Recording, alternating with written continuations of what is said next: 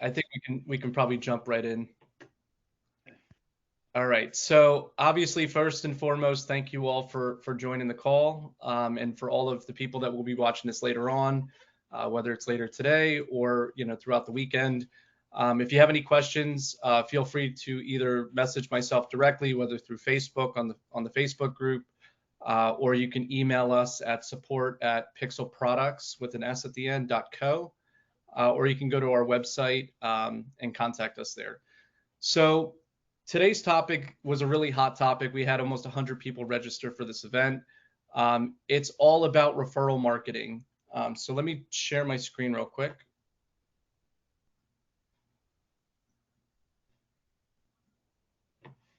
All right, let me know when you can see my screen, by the way. Good. Okay. Oh, nice. Emoji thumbs up. I like those.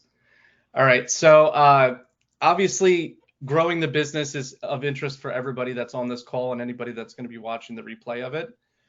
Referral marketing is a really great way to grow the business. And the reason why is because you don't have to pay for the customer acquisition cost, like running an advertisement and running a Google ad or Facebook ad or a different ad on Nextdoor or something like that in order to acquire that customer. You're using existing relationships in order to build that bridge to get to new customers.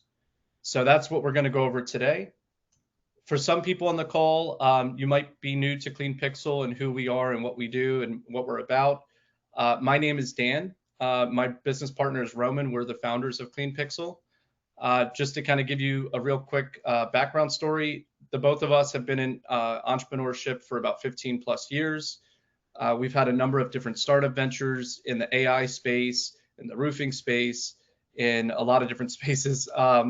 We've built over 400 different products over the years. These include, websites like WordPress websites, but it also includes pretty sophisticated products that we've built for small startups all the way up to large enterprise companies. Our specialty is in innovation and building really complex projects. We also do a lot of marketing. So we have a company called Digitize Everything, which is an agency. We like to call it an innovation firm, where we have marketers, we have researchers, we have designers and developers, and that's what we leverage for Clean Pixel. So we use our team, and we do this as a subscription service for cleaning companies. And how we started the company was I met Kevin and Grace probably about a year and a half ago when I was helping another venture, and I really, really enjoyed working with them for the brief period that we were working together. And ultimately, I just knew I wanted to work with them. I really believe in the mission that they're doing with elevating the industry.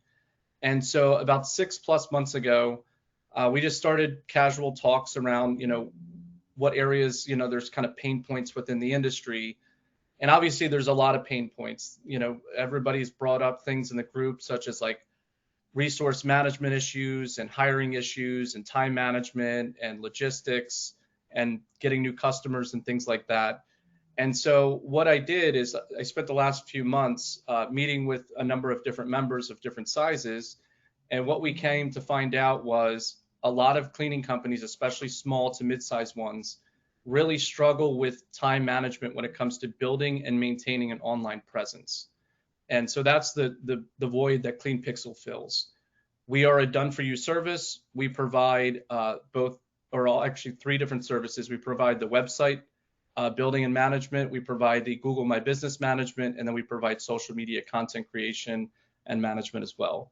So that's basically the birth of Clean Pixel. We're already working with a lot of different members across the group, some of which are on the call already, and some that will watch us later today. So hello to all of our customers out there. And that's enough about Clean Pixel. Let's jump into the referral marketing side of things. So why is this topic so important, right? Number one is a lot of people, when they're making a buying decision, and this goes across anything.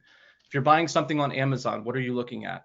You're looking at the reviews, right? If you go to a website of a product you've never heard of, what are you looking for? Testimonials. You're looking for other companies that have used this product. People want validation or social proof that something is as good as they say it is. So that's why referral marketing is so important, and it makes it a lot easier for you as a business owner to get new customers if you have a point of validation or a source of validation, which is an existing customer. You've already got the trust instilled with that customer. They've used you over a number of different, months or weeks or years, and they have that trust built already. So when that person tells another person about your business, there's actually a 4 times more likely opportunity for that person to actually become a customer than going after that customer organically or going after that customer through like an advertisement. So they're 4 times more likely to become a customer. In addition to that, there's been a lot of studies that have been done that referral customers tend to stay significantly longer than non-referral customers. So 16% is the statistic, but they lifetime value of that customer stays a lot longer than if you were to acquire them through like a cold source. And then 83% of happy customers are willing to refer you to new customers. And I'm sure this statistic probably surprises a lot of people that there's such a missed opportunity that literally over 3/4 of your customers are willing to spread the word about your services. I know it's a kind of an awkward conversation, or it's a thing where you don't want to brag about your business, but in order to grow your business, people have to find you, and you have to have visibility. And in order to gain visibility, you're going to need to do things like marketing, but you're also going to need to do things like leverage your existing customers as a foundational layer to then get the word out across different platforms. And so during today's call, we'll kind of go into that a little bit on some of the strategies that I've seen that have worked. I've also done a lot of research prior to this call, specifically for the cleaning industry that actually has worked. And the one thing I will say is you want to really be kind of customer obsessed. I know that, a lot of business owners, especially ones that have kind of reached that over the 1 year, 2 year hump, which is a really hard hump to get over. This is my 6th business, so I've started businesses from scratch. I know the first year is the hardest to get through. But being customer obsessed and making sure even if you have a small number of customers, even if it's 1 or 2 commercial clients or a handful of residential clients to start out with, making sure you're obsessed with making them happy is key.